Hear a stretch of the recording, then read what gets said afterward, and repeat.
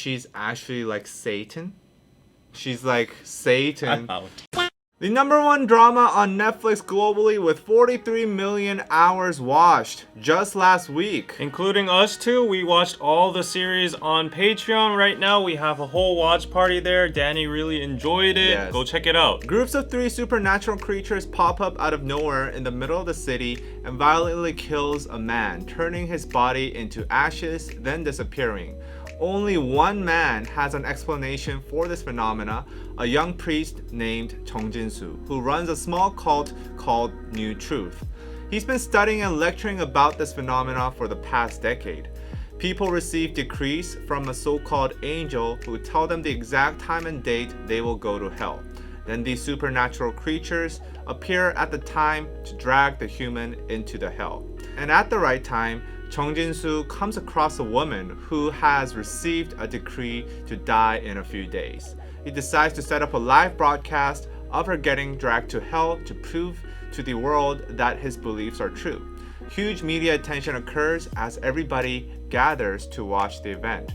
And at that exact moment, the world changes. Before we go on to our review, we'd like to introduce you to our sponsor for this video, Surfshark VPN. As you all know, some specific content isn't accessible from some countries, and this can range from K-dramas to various Korean TV shows featuring your biases. But did you know that this problem could be easily solved by using Surfshark VPN? Wow. Basically, all you need to do is subscribe to Surfshark VPN, and this will allow you to switch your virtual location to pretty much anywhere else in the world. And you will be able to make full use of your Netflix account, for example, by unlocking content from around the globe, and even virtually place yourself in Korea so that you can watch K-pop related content only accessible to the local market. Imagine missing out the hottest dramas like Hellbound, Squid Game because it is unavailable in your country. Oh no. But with Surfshark, you can simply change your location where they might have English subtitles and enjoy. And not only that, but Surfshark's clean web feature blocks ads, trackers, malware, and phishing attempts, allowing you to surf the web safely. Plus, if you get Surfshark with our code right down here, you can get 83% off plus 4 extra months for free. They've actually added an extra month to their original 3 months because it's Black Friday, Christmas season. And there's a 30-day money-back guarantee, so no risk to try it out.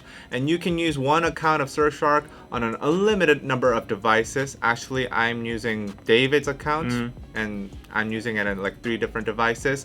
For further details, check out the link in our description box below. And on to the review. I think the significance of this drama itself is that rather than the concept of Hellbound, and it's like all interesting and all, I think this piece focuses more on the observation and predictions on how a society would react to when a supernatural event occurs. And we've seen how societies react to those kind of things in the past. Like in the medieval ages, they go through like witch hunts and, you know, cults. The ironic thing is, we're in the era of technology and rationalism, but in the drama, they act the same way. I think it was an amazing concept and story. It's very extremely unique, very grandiose concept that I can't quite wrap my head around, honestly. Because it's talking about this supernatural being. You don't even know. It's never explained. They never explain it either. And they don't know. And it really puts you into that situation, like, you know, when they're putting on the decrees and announcing it. I could really see myself in the shoes of those people. And furthermore, there's a lot of great acting from Yu-Line especially. Oh yeah, his acting was crazy. Yeah. Like, I think this is one of his best acting performances. I mean, his acting is always great, but like this one, he was really into the character. He was really a cult leader there. And he told the media actually that he was really excited as soon as he read the script. He was like, I can't wait to film this. I can't wait to be a cult leader. Exactly. However, I thought the pacing was a little bit slow for the drama at times, especially whenever the streamer appeared. I was extremely annoyed. It kind of broke the tension. When it was the first time, I was like, oh, like this is clever.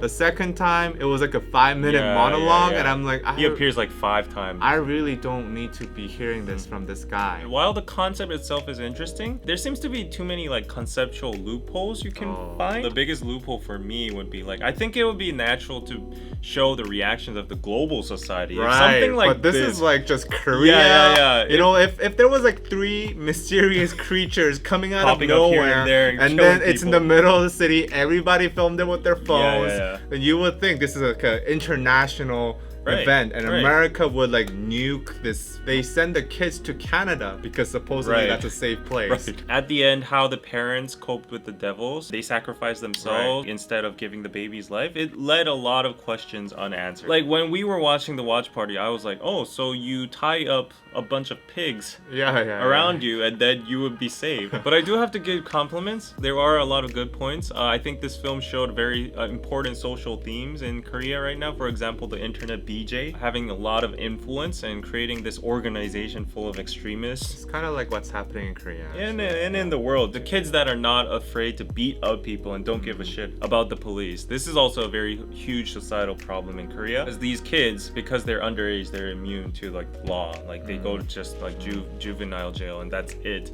So they're not afraid of the police. They're not afraid of the law. They just beat up people and bully people. So that's a big problem, and that became a huge problem in this case in Hellbound. On top of that, there are a lot of cults and a lot of zealous religious believers in Korea. See something like this popping up if there were three mysterious demons. Yeah. Going over to some theories and discussion points, I really want to ask this. Number one, are Soto actually good people?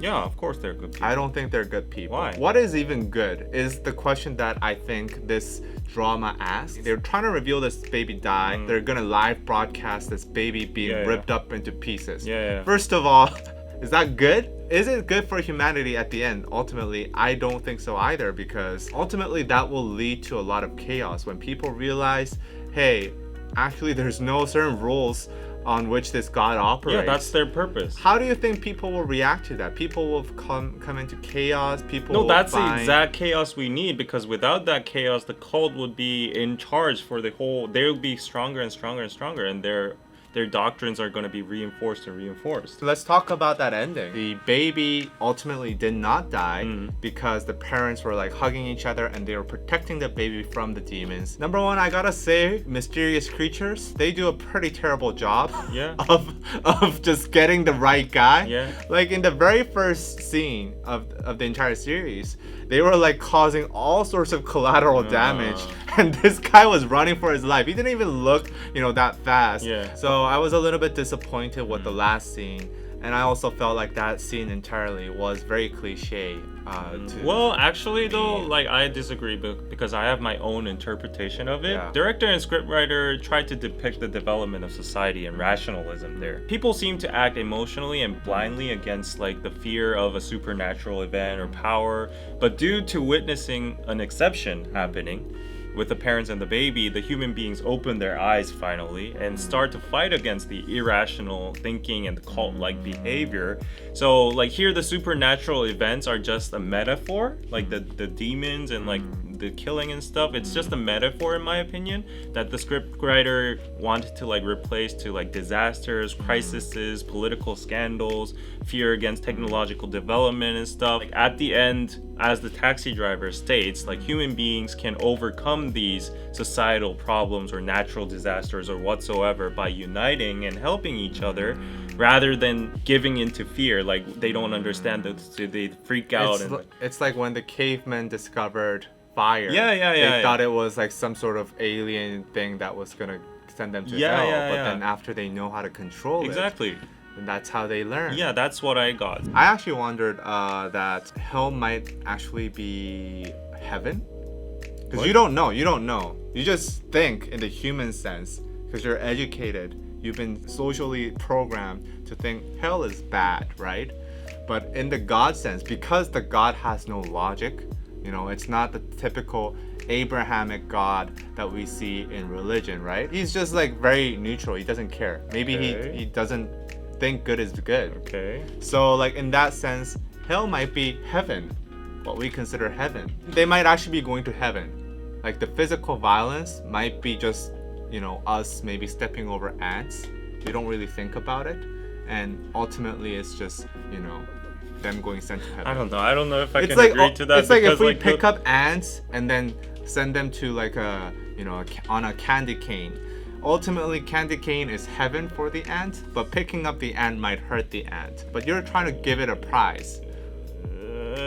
There should be a logic there too, because the person should be good to go to heaven. No, good or bad doesn't matter. Okay, God doesn't give a shit if you kill people or not. Then why? The God is, Then why do you think it's apathetic. heaven? Well, for us, it might be accidentally heaven.